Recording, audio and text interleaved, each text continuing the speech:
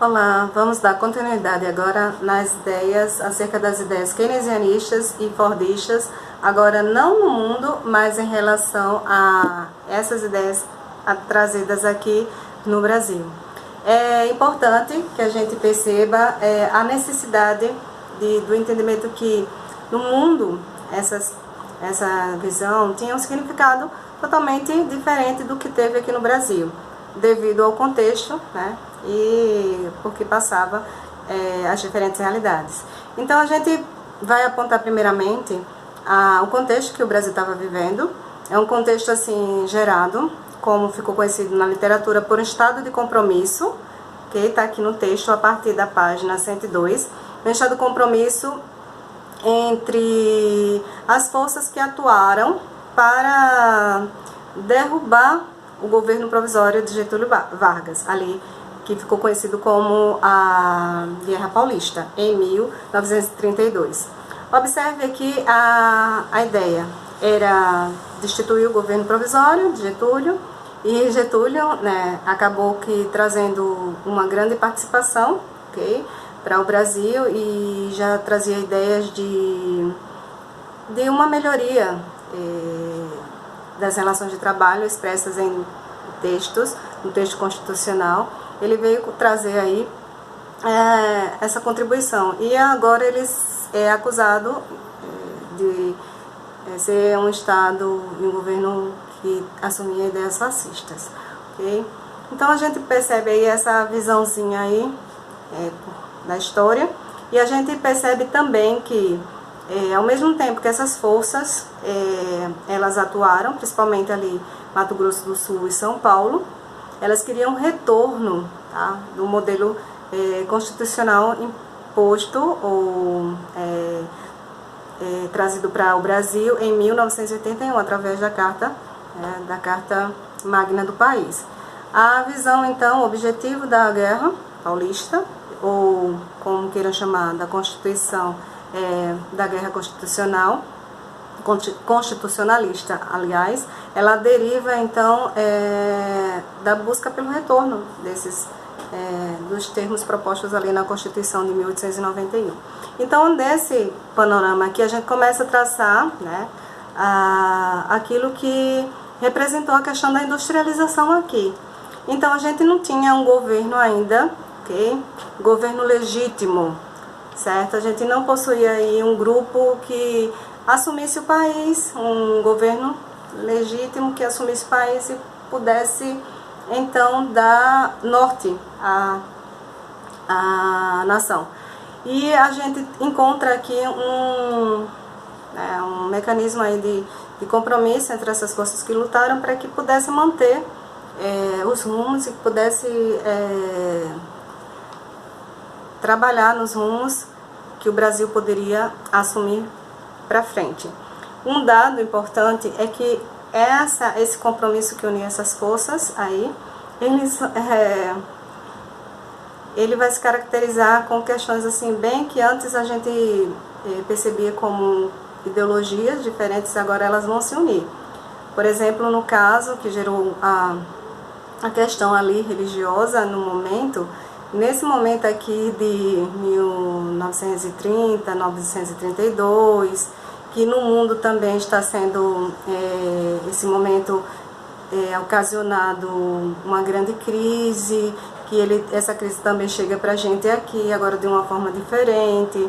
Os reflexos da crise vêm impactar as lavouras de café, muitas sacas, né? Milhões de sacas elas são queimadas. E aí a gente tem esse jogo aí, esse pano de fundo que aponta para a necessidade de traçar propostas eficazes para a governabilidade, para o processo governamental aqui no país.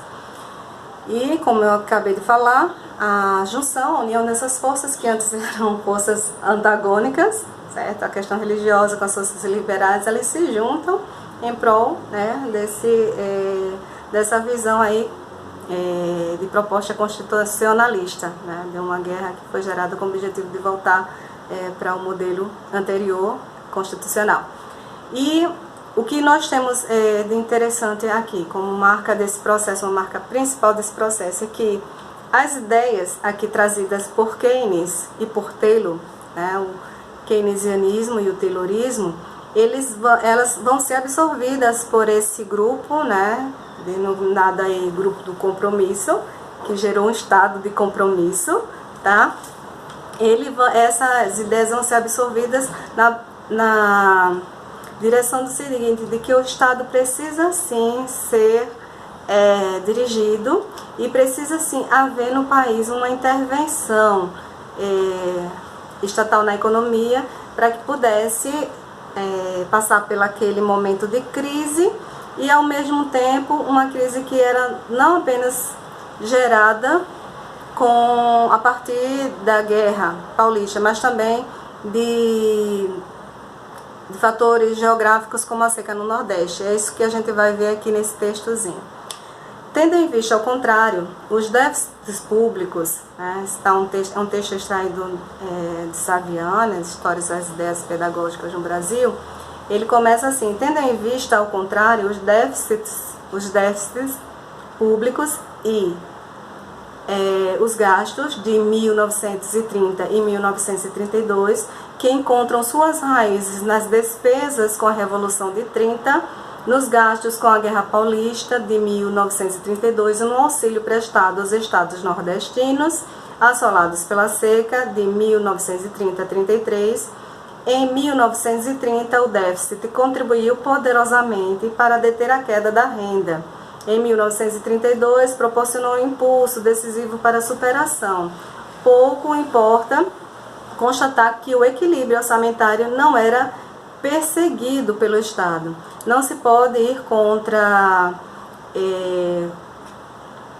os fatos. O comportamento efetivo do Estado foi keynesianismo em 1930 a 1932.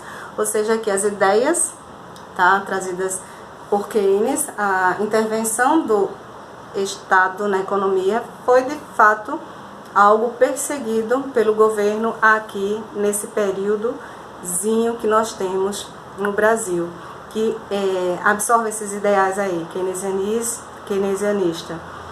Agora, um outro dado aqui é que essa ajuda, essa intervenção do Estado, proporcionando auxílio, prestado para os estados do Nordeste que foram agravados pela seca, por outro lado ajudando também aqueles estados que participaram da guerra. Esses gastos, assim, esse auxílio também foi grande, assim, foi um grande motor de impulso, como o texto que acabei de ler. Ele mostrou que esse texto está expresso aí na página 103, tá? É uma citação.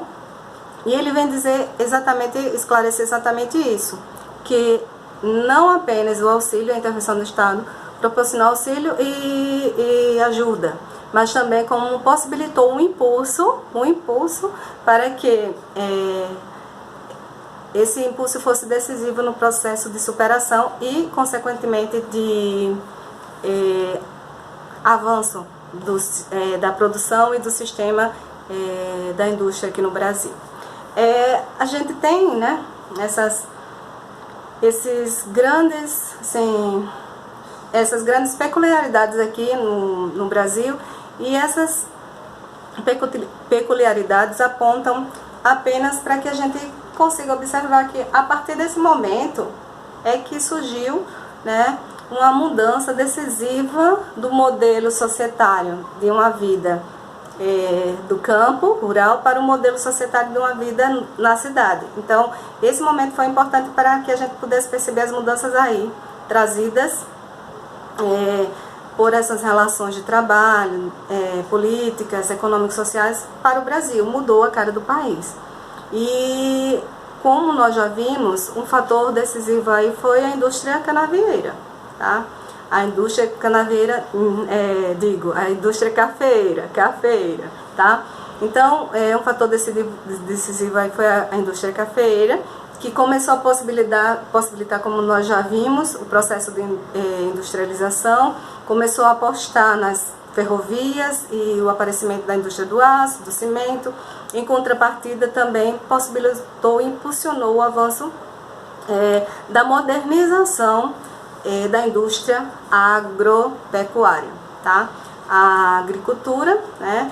A agricultura que agora assume, a agricultura que vem assumir um modelo aí mais industrial no país a partir dessa proposta de intervenção do Estado aqui no processo de industrialização, ok? Então, o que a gente precisa tirar dessa proposta aqui keynesiana para o Brasil?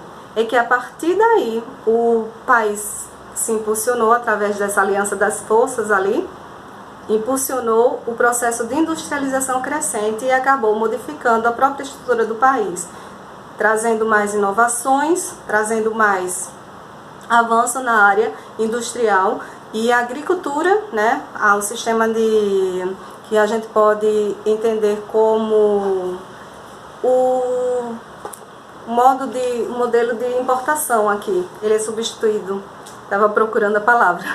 O modelo de importação aqui ele é substituído para um modelo mais industrial, certo? De importação agrária, agora ele é substituído pela indústria, que começa agora a se intensificar na questão aí das relações aí econômicas do país.